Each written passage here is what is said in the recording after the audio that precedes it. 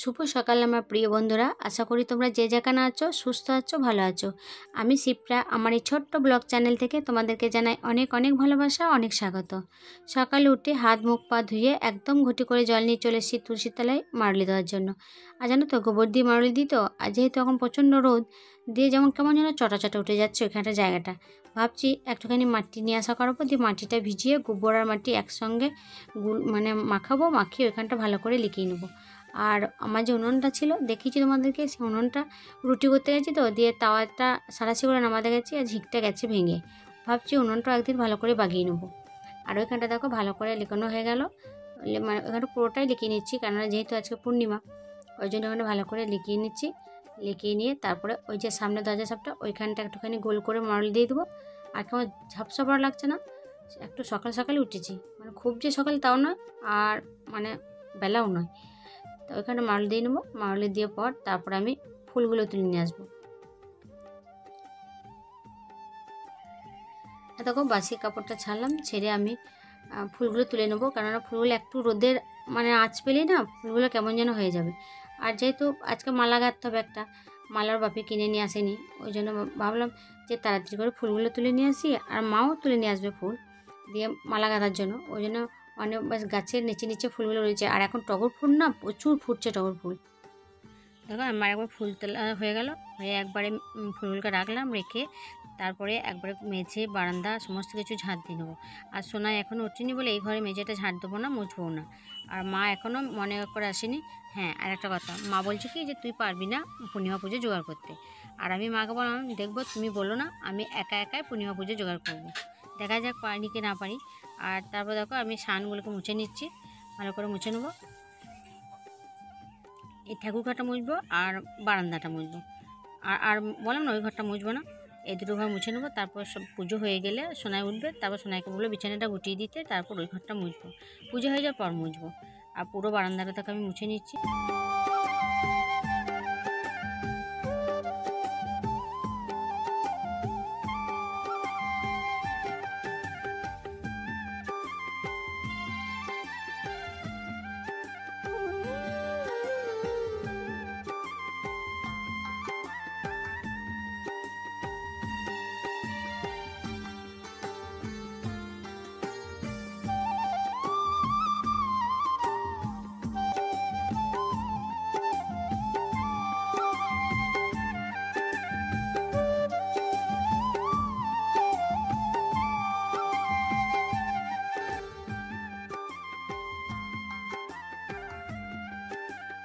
ঘরগুলো মোছা হয়ে গেলো, মোছা হয়ে যাওয়ার পর তারপর একটু চা করলাম, কেননা সকালে দেখবে মুখ ধুয়ে এসে চাটা মন হয়, কিন্তু চা আমি না কাজগুলোকে করেই নিই, তারপর চা খাবো। আর ঠাকুরমশাই আসবে বলেছে 8:30 থেকে 9টার মধ্যে ঠাকুরমশাই আসবে। তারপর দেখো আমি একবারে স্নান করে চলে এসেছি ঠাকুরের মেঝেকে। এরপর আমি ঠাকুরের জোগাড়গুলো করে নেবো। প্রথমে আলপনাটা ধুয়ে নেবো। প্রথমে দেখো আমি সিংহাসনটা ভালো করে মুছে নিলাম, মুছে তারপর আমি এরপর আলপনা দেবো। আমাদের আলপনা বাটিতেই থাকে খড়ি মাটিগুলা, সেখানে একটুখানি জল দিয়ে দিলাম। জল দিয়ে তারপরে আমি দেখো আলপনা দিয়ে দিচ্ছি।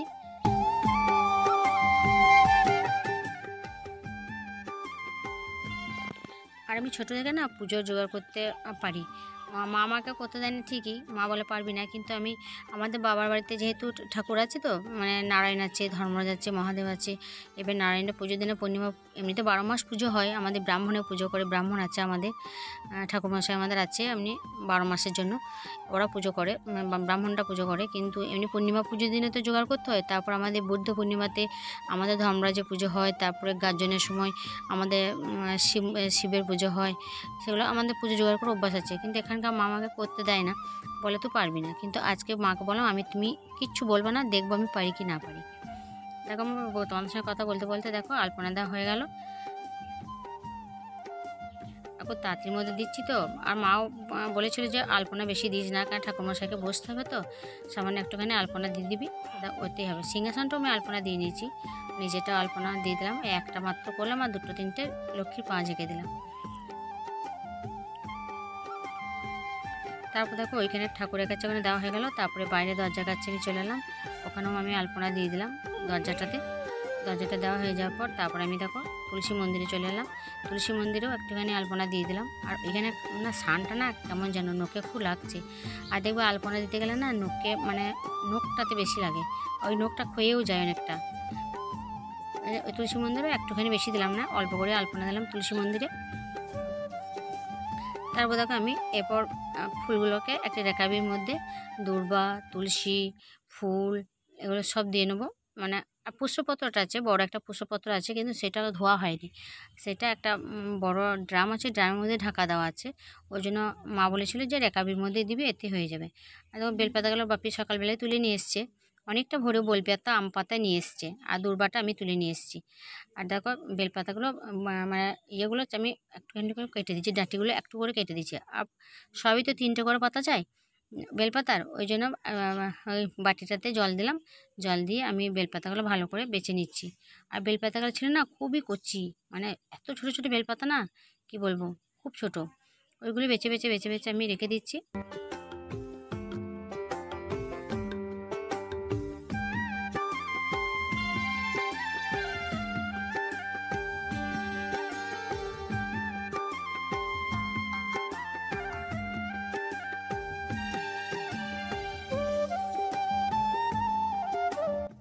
তারপরে দেখো আমি এবার সিংহাসনে একটা সাদা টুন আছে, মানে সাদা মার্কিন আছে, টুন বলা ভুল, মার্কিন আছে, ওইটা ভালো করে পেতে দিলাম। তারপরে আমি নারায়ণের পিকচারটা ভালো করে পরিষ্কার করে মুছে তারপর ওখানে বসিয়ে দিলাম। আর আমাদের না ইয়ে দেয়, তীরকাঠি দেয়, ওই জন্যে 4টা তীরকাঠি একবার ধনতেরাসের সময় ওই পিতলের 4টা তীরকাঠি কিনে নিয়ে আসা হয়েছে। আগে না আমার ইয়ে করতো, সরকাঠি দিয়ে নিচেতে গোবর দিয়ে, গোবর নয় মাটি দিয়ে করা হতো, এখন ওগুলো পিতলের করা হয়েছে। 4 4টা দিয়ে দিলাম।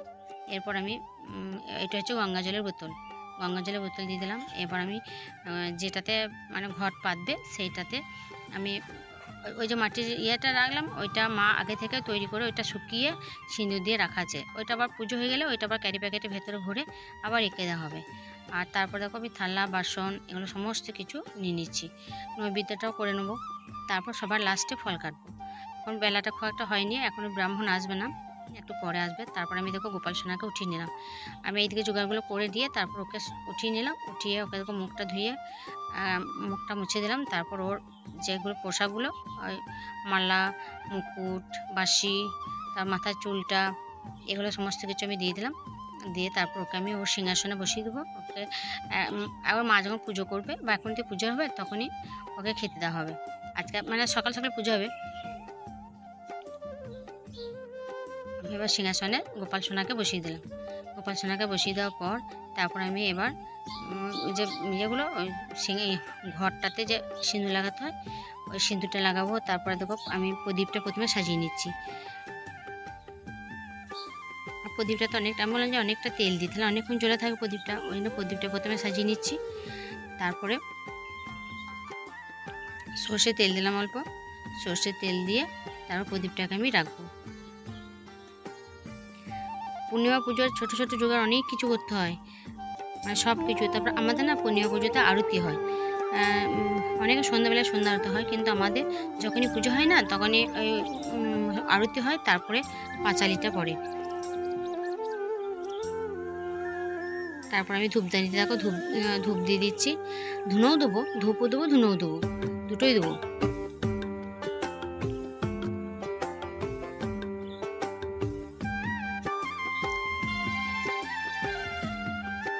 এরপর আমি পঞ্চপ্রদীপটা সাজিয়ে নিচ্ছি দেখো।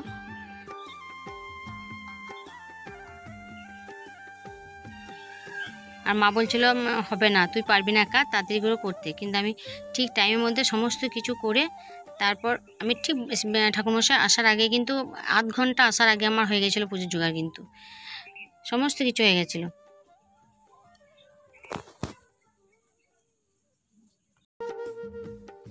এবারে যেটা সব থেকে বড়ো কাজ সেটা হচ্ছে যে ঘরটাতে স্বস্তিক চিহ্ন আঁকা। ওইটাই আমি মাকে বলছিলাম, মা এটা আমি পারবো না। মা বলছে তো দেওয়ালে আঁকা আছে, ওইটা দেখে দেখে এঁকে নে। আমি ওইটা দেখে দেখে স্বস্তিক চিহ্নটা এঁকে নিচ্ছি। মা কিন্তু চলে এসছে, মা চলেও এসছে, মা স্নানও করে নিয়েছে। মা শুধু দেখছে একবার করে যে কেমন কী করে কীরকম কী করছে, মানে ভুল হলে হয়তো মা হয়তো ধরেই দেবে, কিন্তু আমি তো ভুল করিনি, কিচ্ছু করিনি। স্বস্তিক চিহ্নটাও আমি ওই দেওয়ালে যেটা আঁকা রয়েছে দেখছো, ওইটা দেখে দেখে দেখো এঁকে দিলাম। এই দেখো সুন্দর হয়েছে না? ওইটাকে দিলাম। এবার আম পল্লবটা নিয়ে আম পল্লবের 7টা পাতা আছে, 7টা পল্লবে আমি একটুখানি করে সিঁদুর ঠেকিয়ে দিলাম। তারপর ওইটা আমি বসিয়ে রেখে দিলাম, ঠাকুরমশাই ওখানে জল ভরে নেবে। এরপর আমি যে ফুলগুলো তুলে নিয়ে এলাম, এবার মালা গাঁথবো। এই ফুলের ইয়েগুলোকে আমি অল্প অল্প ডাঁটিগুলোকে অল্প অল্প করে কেটে নিচ্ছি। কেটে নিয়ে তারপর আমি মালা গাঁথবো।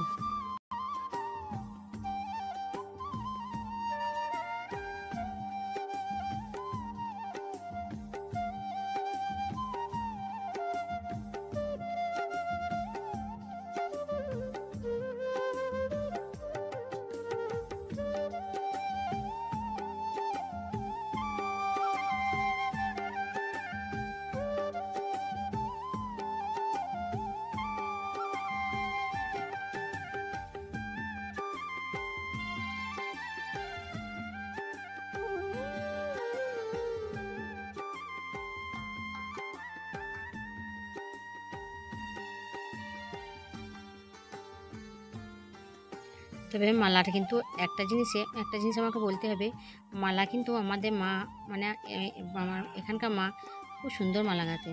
আর আমার দেখো ঠাকুরের মালাটা গাঁথা হয়ে গেল, ওইটা মায়ের হাতে দিয়ে দিলাম, মাকে বললাম তুমি পরিয়ে দাও। ওইটা কিন্তু খুব সুন্দর করে মা। আর মা বলে যে আমি তাহলে এখানে তুই মালা গাঁথা হয়ে যাক, তারপর আমি আমাদের ঠাকুরগুলোকে আমি পুজো দিয়ে দেবো। আর আমি দেখো এবার গোপাল সোনার জন্য একটা ছোট্ট মালা গাঁথছি। এবার প্রত্যেক দিন মা গাঁথে, কিন্তু আজকে যেহেতু অনেক ফুল রয়েছে, গোপালের জন্য একটা ছোট্ট মতো করে একটা মালা গেঁথে নিলাম। আর গোপু সোনাকে একটা করে মালা দিলে দেখতে বেশ সুন্দর লাগে।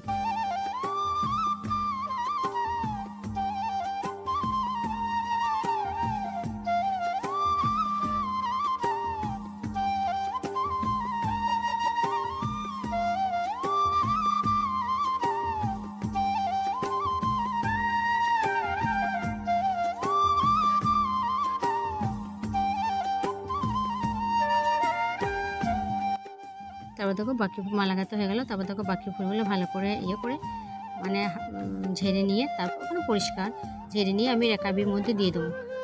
এরপর আমি ফল কাটবো, ওইটি লাস্ট। কিন্তু ফল 5 রকমের ফল আছে আমাদের, অল্প করেই ফলগুলো কেটে নিচ্ছি। আর বটিটা না খুব ছোট, একদম ছোট বটিটা। ওই বটিতে আমার কাটতে খুব অসুবিধা হয়। আর একটা বটি আছে বড়, সেটা খুব একটা ধার নেই। আর এইটা ছোট হলে গেবে, এটা ধার আছে, কিন্তু তরমুজ এগুলো কাটতে না খুব হয়, কষ্ট হয়।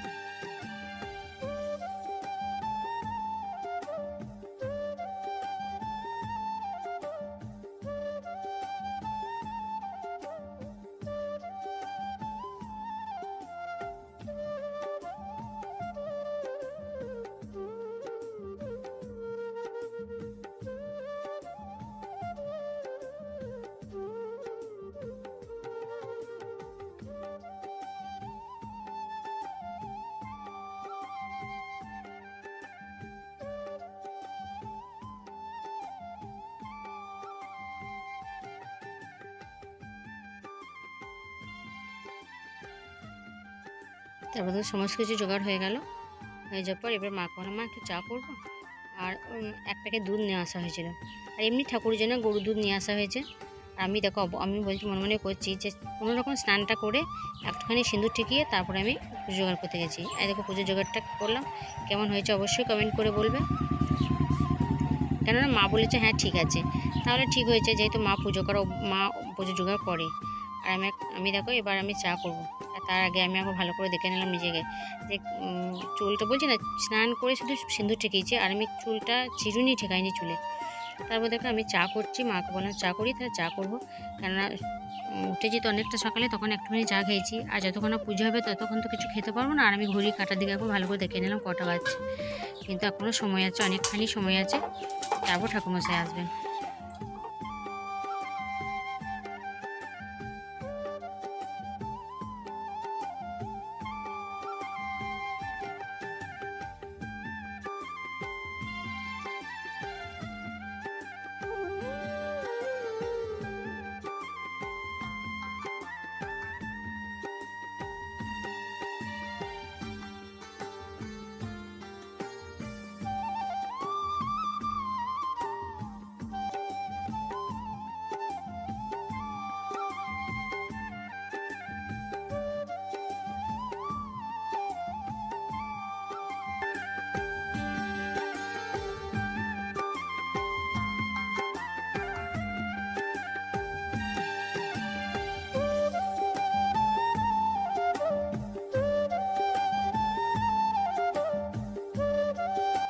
এদিকে আমি চাটা বসিয়ে দিয়েছি।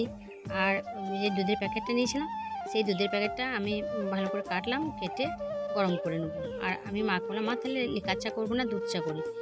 মা বলছি তাই কর, তাহলে দুধ চাই করো। আর দেখো ওর ভেতরে একটু জল দিয়ে, এমনি দেবে ডেয়ারি মিল্ক না মানে মোটাই থাকে দুধটা, মানে খুব পুরু থাকে, গাঢ় থাকে। আর দেখো চা দেখো আমার ফুটে গেছে।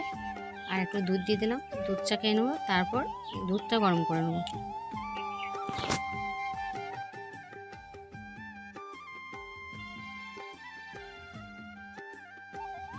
তারপর দেখো চাটা হয়ে গেল, হয়ে মাকে আমি দিতে যাচ্ছি। মা ঠাকুর ঘরে মেঝেতে আছে, মাকে চাটা দিয়ে দেবো, দিয়ে আমি চাটা খাবো।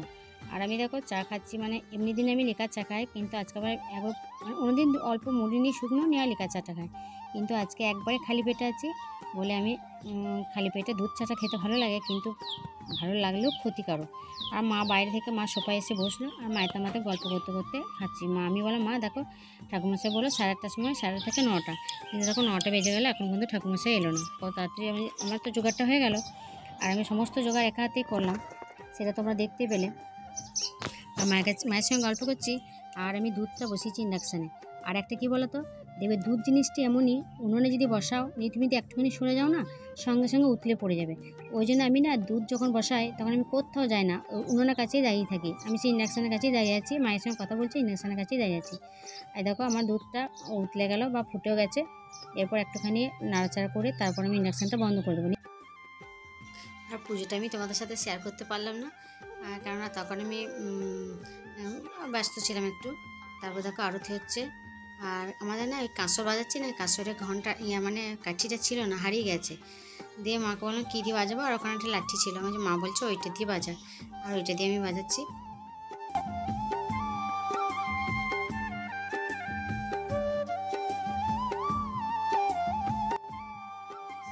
দেখো পুজো হয়ে গেল, আর এবার আরতি হয়ে গেল। এবার মা পুষ্পাঞ্জলি দেবে, মাই দেয় পুষ্পাঞ্জলি, আমি দিই না। মানে যতক্ষণ পুজো না হয় আমি উপোস করেই থাকি, কিন্তু পুষ্পাঞ্জলিটা আমি দিই না, আর মাই দেয়। তাহলে চলো মা পুষ্পাঞ্জলিটা দিয়ে দেওয়া হয়ে যাক, তারপরে তো প্রসাদ দেওয়া হবে সবাইকে। আর সোনা ওইখানে আছে, ও আসেনি। তবে দেখো আমি এদিকে তো সবজি কেটে নিয়েছি, নিয়ে কুমড়োর তরকারিটা আমি চাপিয়ে নিই। এটা হচ্ছে নিরামিষ, আজকে যেহেতু পূর্ণিমা তো নিরামিষই হবে। কুমড়োর তরকারিটা বা আরও যে সবজিগুলো করবো সেগুলো আগে করে নেবো, আর সবার লাস্টে ভাতটা বসাবো। মানে ভাত খেতে আমি আর শোনাই, আর বাপিতে থাকে না। তারপর তো পুজো হয়ে যাবো। দেখো প্রসাদ নিয়ে আমি চলে এসেছি আমার ঘরে, আর ওখানে প্রসাদটা খাবো। আর এটা হচ্ছে সোনাই আলপনাটা দিয়েছে, মানে আমার আলপনা দেওয়া হয়ে গেল, তারপর সোনাই আলপনাটা দিয়েছে। কেমন হয়েছে অবশ্যই কমেন্ট করে বলবে। ছোটো ছেলে তো ভালোই দিয়েছে, খারাপ লাগছে না। তারপর দেখো সন্ধ্যাবেলায় আমরা এখানে রাম মন্দির তৈরি হয়েছে, আর সেটা উদ্বোধন হচ্ছে। আর সন্ধ্যাবেলায় আমরা দেখো সবাই এসেছি মন্দিরে, অনেক লোক হয়েছে, আর ওখানে ভোগও দিচ্ছিলো, মানে ভোগ দিচ্ছিলো। আর আমরা এই মন্দিরে একবার এসে তারপরে ভোগ নিয়ে বাড়ি যাবো। তাই চলো বন্ধুরা, আজকের মতন ভিডিওটা এই পর্যন্ত।